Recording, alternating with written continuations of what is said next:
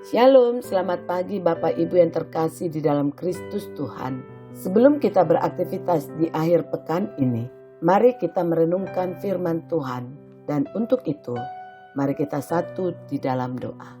Bapa kami yang baik, Bapa kami yang bertakhta di dalam kerajaan surga, kembali kami datang ke hadapan-Mu mengucap syukur untuk berkat kasih karunia dan penyertaan-Mu di dalam hidup kami. Sehingga pagi hari ini kami boleh bangun dengan tubuh yang diberkati dan kesempatan yang masih Kau berikan bagi kami untuk kembali membaca dan merenungkan firman-Mu. Untuk itu, pimpinlah kami agar kami boleh mengerti dan mampu melakukannya di dalam hidup kami.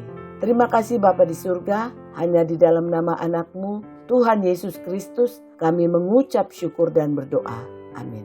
Saudara-saudaraku yang terkasih di dalam Kristus Tuhan, pagi hari ini kita akan merenungkan firman Tuhan yang diberi judul Allah itu Maha Sabar. Terambil dari kitab Markus 12 ayat 1 sampai 12. Demikian bunyinya. Perumpamaan tentang penggarap-penggarap kebun anggur. Lalu Yesus berbicara kepada mereka dalam perumpamaan. Adalah seorang membuka kebun anggur dan menanam pagar sekelilingnya. Ia menggali lubang tempat memeras anggur dan mendirikan menara jaga. Kemudian ia menyewakan kebun itu kepada penggarap-penggarap, lalu berangkat ke negeri lain. Dan ketika sudah tiba musimnya, ia menyuruh seorang hamba kepada penggarap-penggarap itu untuk menerima sebagian dari hasil kebun itu dari mereka. Tetapi mereka menangkap hamba itu dan memukulnya, lalu menyuruhnya pergi dengan tangan hampa. Kemudian ia menyuruh pula seorang hamba lain kepada mereka. Orang ini mereka pukul sampai luka kepalanya dan sangat mereka permalukan. Lalu ia menyuruh seorang hamba lain lagi dan orang ini mereka bunuh.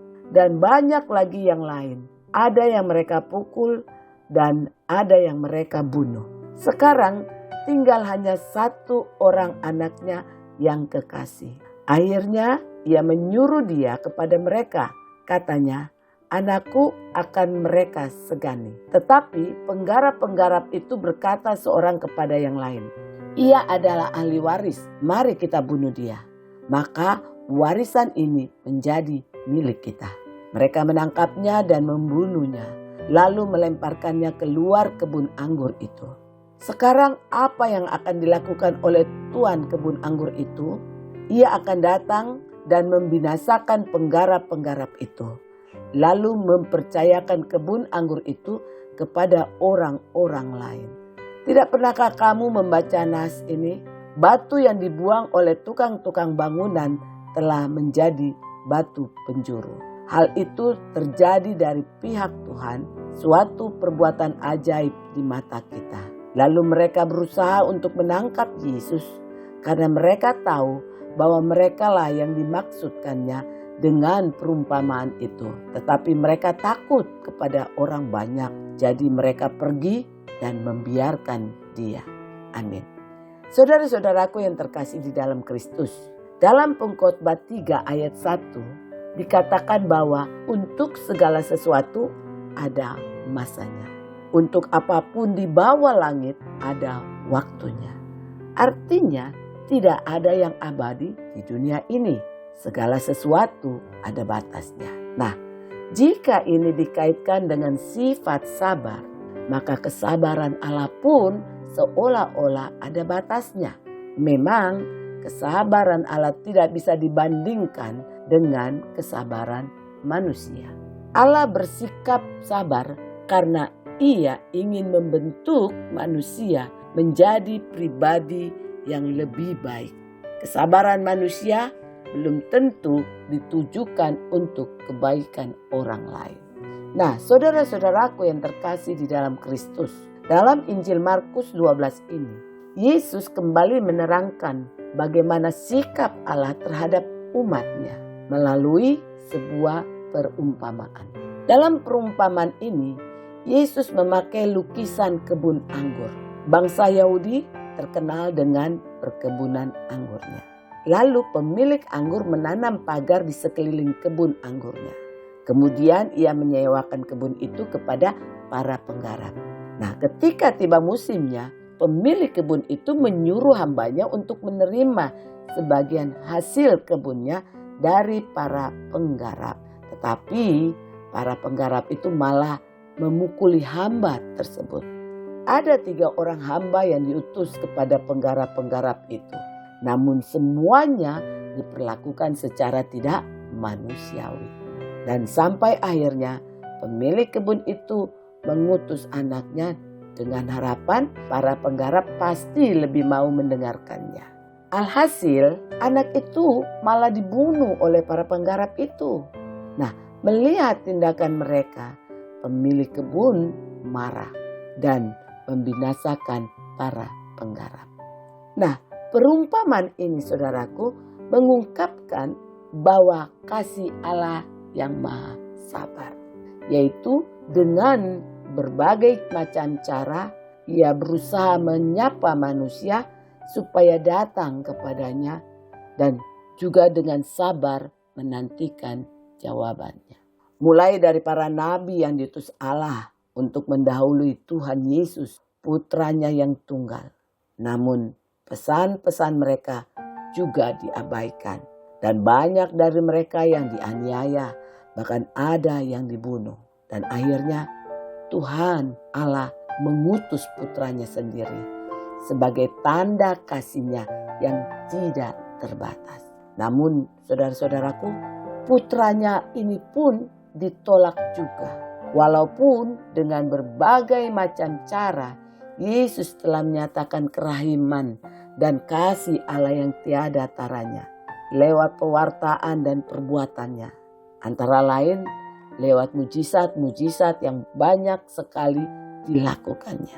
Mengapa mereka tetap tidak percaya? Jawabannya karena mereka itu melekat hanya pada perkara-perkara duniawi sehingga realitas surgawi tertutup bagi mereka.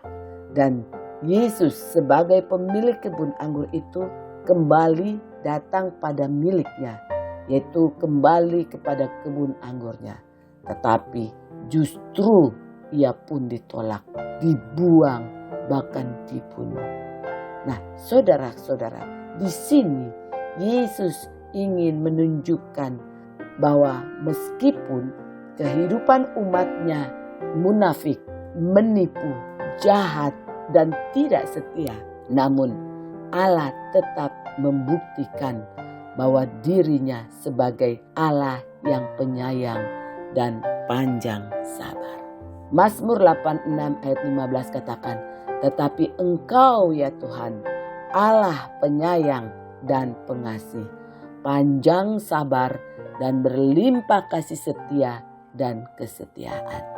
Saudara-saudaraku yang terkasih, Yesus juga menginginkan kita taat kepada perintah Allah seperti Dia juga taat kepada Bapaknya.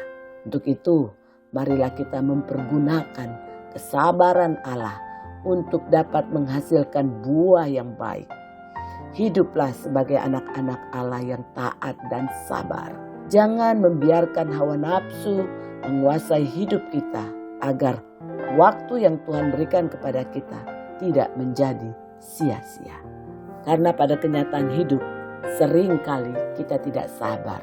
Lihatlah ketika kita berdoa, kita meminta sesuatu kepada Tuhan.